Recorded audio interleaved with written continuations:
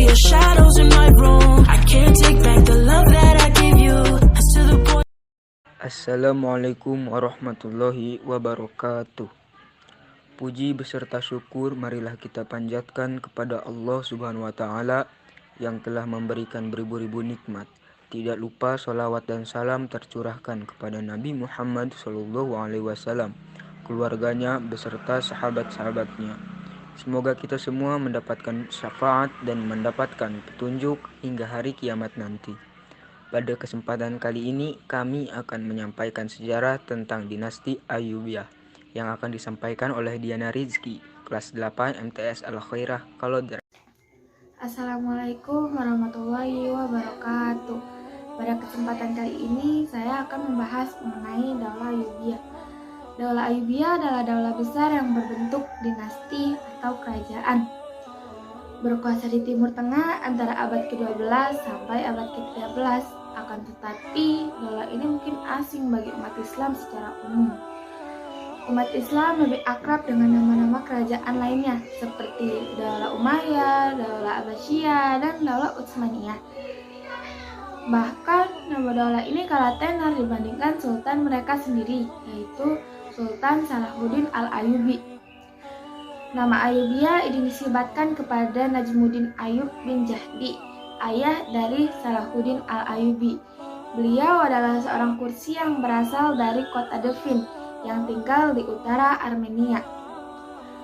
Sebagian orang-orang menyatakan bahwa dia bukan orang asli Kurdi dan mereka mengklaim sebagai orang asli Arab keturunan Bani Umayyah yang tinggal di utara Armenia. Salahuddin Al-Ayyubi sendiri menyatakan bahwa dia orang asli Kurdi dan bukan sebagai orang bangsa Arab.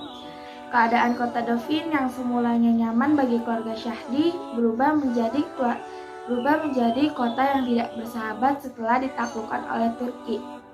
Hal ini memaksa Syahdi untuk membawa kedua putranya yaitu Najmuddin Ayyub dan Asaduddin Shirkuh ke kota Tikrit yang berada di Irak.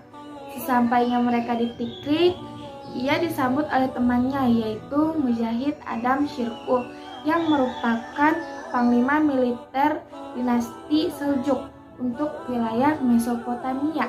Kemudian Bahros mengangkat jadi amir untuk wilayah Tikrit. Setelah ia meninggal, putra tertuanya yaitu Ayub menggantikan jabatannya dan adiknya Firkum menjadi wakilnya. Ketika itu mereka berdua berhasil memimpin Tikrit dengan baik tanpa ada konflik dengan pihak manapun. Ketika itu mereka berdua berhasil memimpin Tikrit dengan baik dan menarik simpati masyarakat. Kepemimpinan mereka berdua di Tikrit berjalan dengan baik tanpa adanya konflik dengan pihak manapun. Sampai terjadinya insiden terbunuhnya salah satu pejabat Abbasiyah oleh Shirkuh. Menurut Shirkuh, hal itu terjadi karena ada perwakilan Abbasiyah itu hendak mengganggu salah satu wanita dan ia hanya ingin berusaha untuk menolong wanita tersebut. Karena itu pihak Abbasiyah pun langsung mengambil sikap untuk menjadikan Ayub dan Firkum sebagai buronan. Akhirnya kedua saudara ini pindah dari kota Tikrit menuju wilayah kekuasaan Zakiyah. Dan di sana mereka mendapatkan pertolongan dari Nuruddin Zanki. Pada masa selanjutnya, ketika daulah ini yang tidak memiliki sosok pemimpin, mereka bergabung dengan mengintegrasi wilayah mereka di bawah kekuasaan Salahuddin Al-Ayyubi. Kemudian pada Mei 1175, Salahuddin ditetapkan sebagai penguasa di wilayah Mesir, Maroko, Nubia, Arab Barat, Palestina, dan Suriah Tengah oleh Khalifah Abbasiyah. Dan pada 3 Juli 1187, Salahuddin dan pasukannya mengepung wilayah Tiberias. Sementara pasukan Salib sedang mengadakan persiapan untuk menyerang Daulah Ayyubiyah. Mendengar hal itu, Salahuddin langsung bertolak untuk menuju pusat pemerintahannya di Kafer sebuah daerah di utara Palestina. Ketika itu ia meninggalkan pasukan lainnya dan menyuruh pasukan lainnya untuk mencegah pasukan salib di wilayah Hatina, yaitu pada tahun 1187 bertepatan pada 4 Juli. Dan ketika itu terjadilah peperangan besar oleh Salahuddin dan pasukannya dengan tentara salib, yaitu peperangan dimulai saat kaum muslimin sedang berpuasa. Dan ini dikenal dengan peperangan Hattin. Pada perang ini sebanyak 20.000 tentara salib berhasil ditundukkan. Di antara mereka ada yang mati dengan kehausan, kelaparan, dan kepanasan. Sedangkan itu, Raja Yerusalem sedang memimpin pasukan salib di perang ini, yaitu Haidar Siknan berhasil dilawan. Ia memperlakukan tawanannya yang terhormat ini dengan penuh adab, tidak seperti yang digambarkan oleh sebagian pihak. Adapun tawanan yang seperti Reginald dari Charito yang berkhianat dan merusak perdamaian, kemudian dieksekusi sebagai pembayaran dari perbuatannya. Demikian juga dengan seluruh kesatria gereja dan pasukan elit Kristen. Semua dieksekusi di depan halayak. Kekalahan di Hattin telah memangkas berat penyebaran pasukan salib di Timur Tengah dan juga mengakibatkan Yerusalem kehilangan sebagian pasukannya.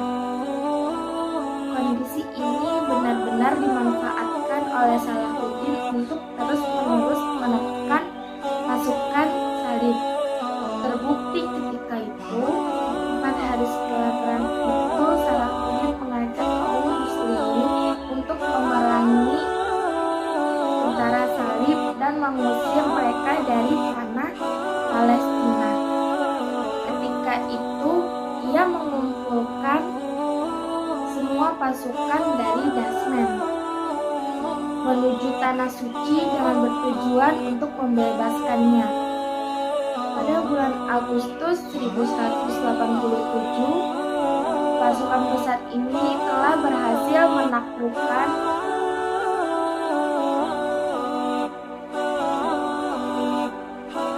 Ramallah, Gaza, kemudian Bait Jibrin dan Natun. Kemudian pada 2 Oktober 1187 barulah Salahuddin bersama pasukannya membebaskan Yerusalem setelah berunding dengan penguasanya, yaitu Balian dari Iberian. Setelah itu, lantunan azan dari Masjid Al-Aqsa menggantikan tentang lonceng gereja yang biasa menggema di Yerusalem. Nah, kekalahan yang dialami pasukan salib di tahun 1187 menyisakan dendam dan keinginan untuk merebut kembali wilayah-wilayah kekuasaan mereka yang telah lepas. Pada tahun 1188, Paus Blevor menyuruhkan perang salib yang ketiga. Ia menyuruh kerajaan-kerajaan besar Kristen di Eropa untuk menyambut sekutu besar salib yang terdiri dari Frederick Barbarossa dari kerajaan Romawi. Kemudian ada juga Philip Augustus dari Prancis. Kemudian ada Richard de Lionheart dari Inggris, dan ditambah Kejit Lugistan yang mengkhianati janjinya kepada Salahuddin untuk tawanan untuk tidak kembali memerangi setelah Salahuddin membebaskan dari tawanan. Nah, mereka semua bersatu dalam sop pasukan salib untuk memerangi Salahuddin Al-Ayyubi dan umat Islam. Perang terbesar dalam sejarah konflik pasukan salib dan pasukan menempuh jalur barat dan berhasil menenggelamkan ketika menyeberangi sungai kesekian.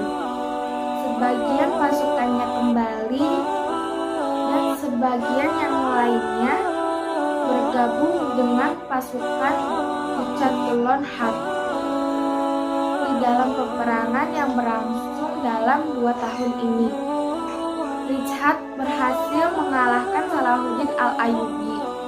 Akibat kekalahan itu, sebagian jika Salahuddin menginginkan pasukannya dibebaskan, yang pertama adalah membayar tebusan sebesar 200 peti emas.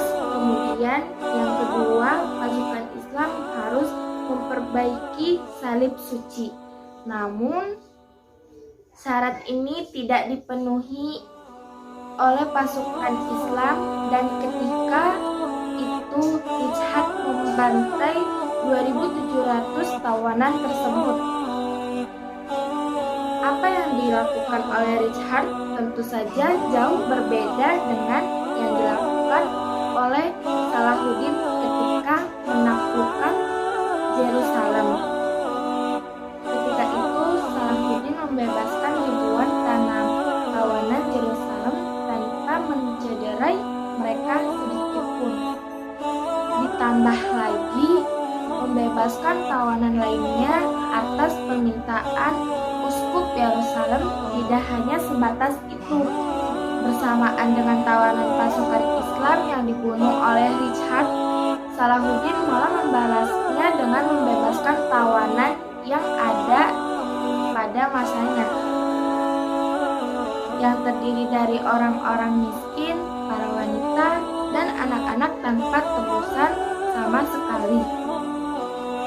Nah, kemudian pada masa selanjutnya adalah masa keruntuhan Daulah Ayyubiyah, kesultanan yang telah dibangun oleh Salahuddin. Dari Tigris sampai ke Mesir telah ia bagi-bagikan kepada ahli warisnya. Sayangnya tidak ada satupun dari mereka yang mewarisi keahlian dalam memimpinnya. Anak-anaknya Al-Malik, Al-Abdul yang menggantikan kedudukannya di Damaskus. Kemudian Az-Zahir yang mewarisi tahtanya di Aleppo, dan kemudian si bungsu sekaligus. Kepercayaan Salahuddin yaitu Al-Adli yang menguasai Karak dan Aubak gagal meneruskan kejayaan Daulah Ayyubiyah ini. Kekuasaan mereka berhasil direbut oleh paman mereka sendiri, yaitu Al-Adl, antara tahun 1196 hingga tahun 1999 Masehi. Pada masa selanjutnya, kekuasaan dinasti dilanjutkan oleh anak-anak Al-Adil dan kemudian dihancurkan oleh pasukan Tartar. Nah, demikianlah sejarah Daulah Ayyubiyah yang bisa saya sampaikan. Semoga bermanfaat dan menambah wawasan kita. Billahi taufik wal hidayah. Wassalamualaikum warahmatullahi wabarakatuh.